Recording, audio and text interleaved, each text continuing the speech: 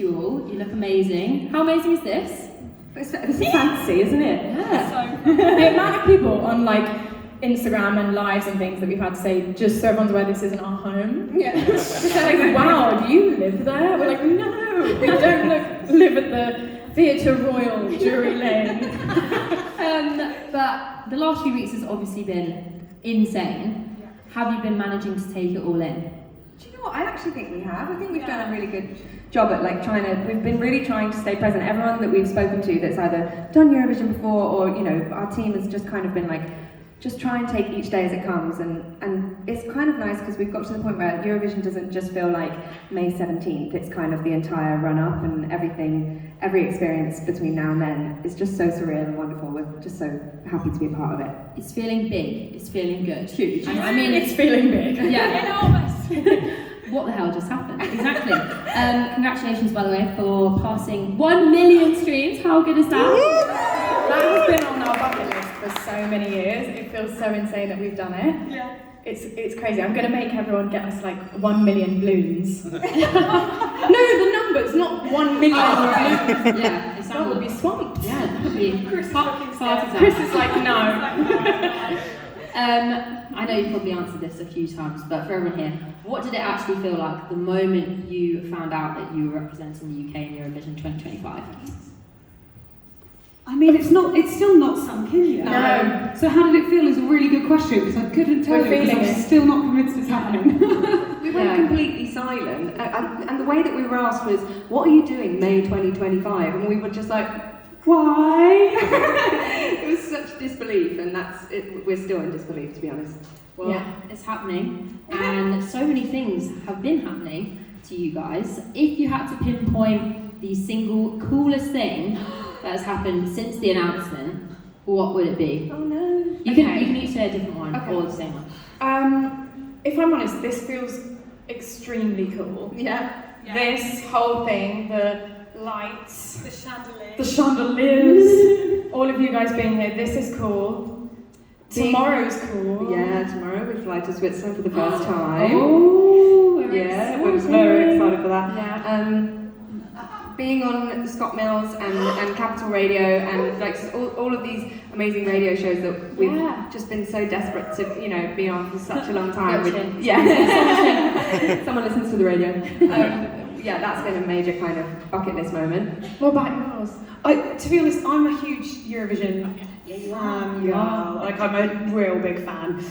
So I think my most like crazy moments will be when we meet everyone else that's in this, just because I feel like I'm such a big Sam fan myself. No, in the best way. It's great. It's great. We're going to come on to Eurovision fangirls because I know a few of you are as well. In a minute, yes. But I just love how I think everyone else loves as well. How you guys are actually just best friends. You have the kind of friends that finish each other's sentences. But in this kind of Eurovision process, is there anything that you've found out that's new about each other? Like, is there anything left Today? Yeah. I found out today that Holly sang not for the worth sharing. Queen. Okay. Not worth sharing. When did you sing for the Queen? Well, I think one of our lovely journalists must have done quite the deep dive, really. And just bringing up things that I forgot about myself. 11. I didn't know that. Bad There you friend. go. That's a new thing. What else have we found out? I feel like the joy is we always are learning new things about each other, even though we have been friends for so long. Yeah, very long time. And normally we can kind of read each other's minds. Yeah. We know when we're hungry. Really? Yeah. All the time. Yeah, Constantly. constantly hungry. Amazing, and it's just so lovely to see three best friends taking on the world in Eurovision. Obviously, it's one of the biggest gigs in the world. Thank you for reminding us. Yeah, you could have been. Stay on that. People are going to be watching. They're going to be rooting for you. But what makes Eurovision so special to you guys? I feel like like you said, it's probably one of the biggest stages you could be on as an artist. And when else in this kind of career are you going to be able to get on stage with 20, how many other acts, Charlotte? 26? In the final, in the yeah. final. 26 in the final. 26 other acts from around the world. Sorry, super fan. From around the world, and just get to perform in this like concert of amazing artists and genres and We actually keep saying, like, our team will be mad at us for saying this, but we keep saying we really want to be on as early as possible so that we can just enjoy the rest of the night and enjoy the concert. Yeah. As onlookers. audience members. Sorry. They're like, that's not a good place to be voting. But not rooting for anyone. Oh, Rooting for everyone. we are already fangirling over quite a few people, if I'm honest. Really? I think that's the joy of it though, is like we are literally rooting for every single other act, as well as ourselves, you know. But it is, it's great. I'm so excited. So exciting. What do you want people to hear? What do you want people to feel when they hear what the hell just happened? What the hell just happened? Yeah? That was the aim, I think. Really? Yeah, and we hope that it kind of gives off the song is so matched to our personalities and our energy and our friendship, and we want everyone that we meet to feel like they want to be part of our gang, and we hope that we're relatable in that way and we're welcoming in that way so that people feel like they can be our friends, and we can't wait to meet all of the Eurovision fans and meet all of the Eurovision acts and just sponge in this whole experience. Oh, that's so lovely. Well, I feel like we'd all like to be in the Remember Monday. Yeah, come on guys. You're all welcome. Well, you're all here. And how did the songwriting unfold? Like, is there something that happened or a story that happened when you made it that people might not know yet about what the hell just happened? What we were chosen as the Eurovision artist before we knew what song we were performing with, which was really interesting. So we kind of had a few weeks of writing a load of different options, and I think we kind of ended up with maybe 14 or 15 songs, and we sat in a room one afternoon and kind of listened to every single option, and we got to this one and we were like, oh, There she is. oh, I think it could be the one. It just felt really like unique and weird and wonderful and theatrical. We do actually have 5 matching tattoos that we have gotten I was on gonna ask a nights question out. about Yeah, tattoos. the lyrics are true. Really? We've been on nights out and ended them. I think you said earlier, like most people end their nights out on a McDonald's, we end ours in a tattoo parlour. Are you gonna It's going to get? be covered soon. Are you gonna get a Eurovision tattoo? Oh, Jodie. Yeah, okay. Everyone on our team, I'm assuming you're all in the room now. We have all made a deal, everyone's involved. David, don't shake your head. If we get top 5 or above, every single person on our team has to get WTHJH question mark tattooed on their body. We won't take no for an answer. Can I get a hell yeah? Yeah! It's happening, it's gotta happen. Yeah, or amazing. if we come dead last. Nil That's also worth a tattoo. I love that. Charlotte, obviously, bit of a Eurovision stan, super fan. Is there a performance in Eurovision's history that made you be like, I want to be up there, I want to do that? Yes, there's loads, but I think probably Alexander Rybak stands out to me in my brain, just because I was obsessed and like it was my ringtone for years, and I had like the biggest crush on him and everything. So yeah, probably Alexander Rybak. Okay. But What about that performance made you be like? it was like the invested? charisma, the kind of musical talent, hilarious. I still don't play an instrument to any sort of good standard. But you are. It's just funny because you're like, charisma. You thought he was fit. Yeah. Back when I was like, I'm only human. He's got nice eyes. Yeah, he has a really nice voice. And speaking of hardcore fans, obviously, we're going to put your Eurovision knowledge to the test. Oh my gosh. You guys can join in if you want as well. Now that everyone is looking, I'm probably going to get 0. Can we do Yeah. phone a friend? Yeah, you can phone someone in your Ask the if you want. audience. Okay. I think you'll be okay though. Okay. Right, question 1. What song did ABBA win Eurovision with in We all know 1974? this. Waterloo. Right. Can we get a little rendition? How can I ever refuse? I feel like I win when I lose. Waterloo, I was defeated, you won the war. Waterloo, promise to love you forevermore. Let's quit while we're Yeah. ahead. Yeah. It's terrifying. Amazing. completely shows off how naturally and amazing gifted you guys are. Everyone sing. I'm fangirling. You haven't done that before? No. Gosh, You couldn't tell. my heart is going very quickly. Right, question 2. Moving on, away from that, even though that was amazing. Which country holds the record for losing Eurovision the most times? Okay. Charlotte? I have no idea. Losing? Do you have a guess? That would be mean on whatever country if it's wrong. There are no losers in Eurovision. Yeah. There you go. Well done. Well done. Media trained. Very well media trained. Factually, Incorrect. it is Norway, factually. Yeah, 12 times, but I agree with you. No losers in But Eurovision. Badly Love sung that. this year. Oh my god, such Like, Really? a good possible song winner this this year. year. Yeah. Could be a winner. And finally, question 3. How many times has the UK won Eurovision? Yes. I want to say 5. I'm looking at it. No one's like nodding in agreement. I'm saying 5. It is 5. But are we about to make it 6, girls? If we do, everyone in this room has to get tattoos. Except for you'll be signing things. Yes. You'll be signing a form on the way out. Yeah. For all of you. It's happening, it's happening.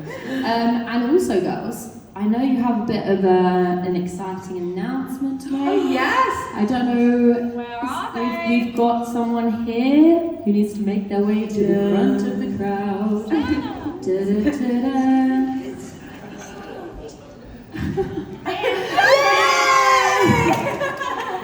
Okay, so we have the extremely talented Ace Bowerman here. This is Ace Bowerman, everyone. Round of applause. And we'll tell you about who they are, what they do. Can everyone fit? Oh my god. I'll sit on the back. Are you sure? So Ace here has worked with the likes of Dua Lipa, Jade Farewell, Blackpink, Phoebe Rexha, to name a few. And now we've got a really exciting announcement, haven't we? That you are the creative director behind Remember Monday's performance at Eurovision in May. We're so excited. How excited. Honestly, we are so thrilled. It was so funny because when Ace kind of gave us their idea, we were literally like, oh my god. Screaming. Yeah, everything that we had ever Dreamed and of imagined in our silly brains came to life. was all of a sudden in a PowerPoint, and we were like, well, Yeah, this is it. easy option to make. Really. Done. Yeah. I mean, I know we've got to stay like a bit secretive. We can't really let anything out. But Ace, if I could ask you any questions, I'm gonna try and stay subtle. What makes this song and this performance particularly exciting for you? I mean, well, you've heard the song.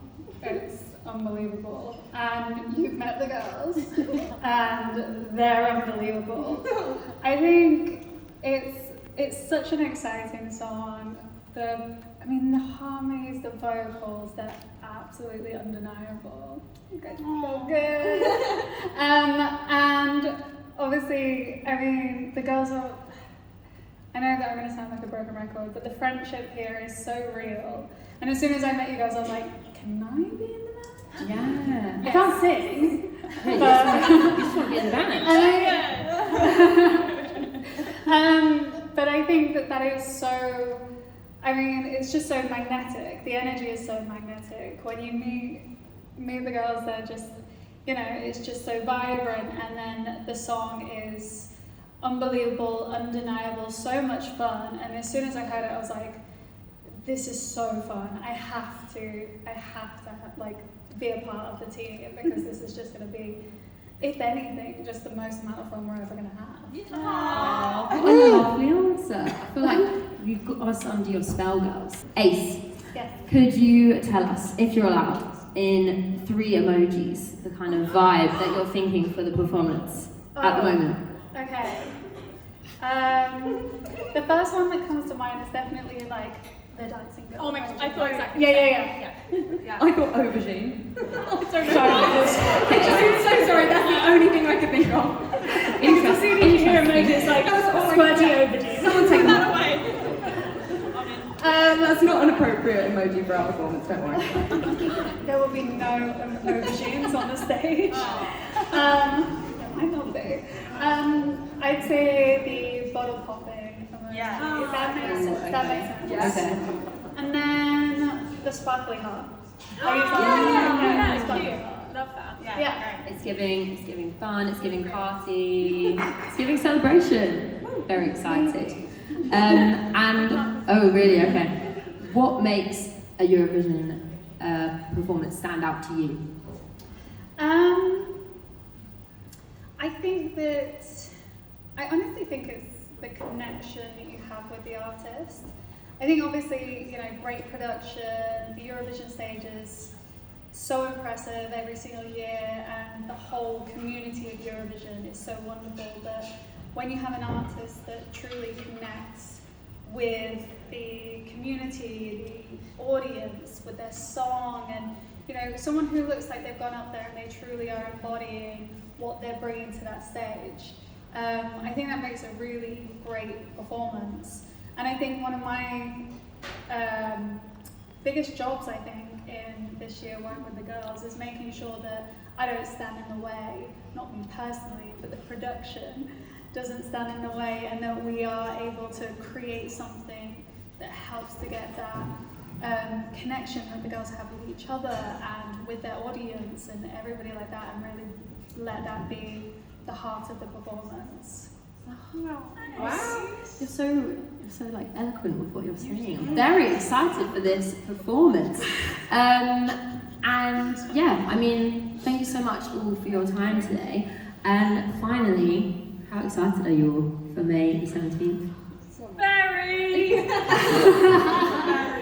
Oh my god.